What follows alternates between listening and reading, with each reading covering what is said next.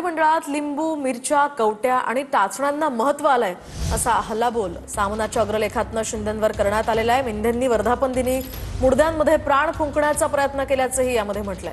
मिंधेंची मरण्या मारण्याची भाषा ही मानसिक अस्वस्थतेचं दर्शन असल्याचंही सामनात म्हटलंय। नेमकं काय टीका करण्यात आली आहे सविस्तर पाहूयात। महाराष्ट्राच्या मंत्रिमंडळात कधी नव्हे ते लिंबू, मिरच्या, टाचण्या, कवट्या यांना महत्त्व आलंय। हे मिंधे यांचं कर्तृत्व, ज्यांचं मीठ खाऊन या पदास ते पोहोचले त्यांनाच गाडण्याची भाषा हे करतात।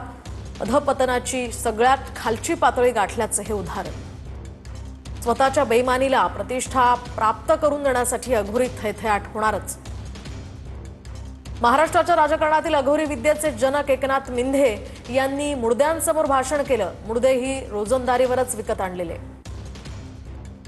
मिंधेंची मरण्या मारण्याची भाषा म्हणजे त्यांच्या सध्याच्या मानसिक अस्वस्थतेचं दर्शन आहे अशी टीका सामनातनं करण्यात आली आहे। शिवाय मिंधे गटातले एक मंत्री गोगावले यांचे अघोरी पूजा करतानाचे चित्रण महाराष्ट्रासमोर आले।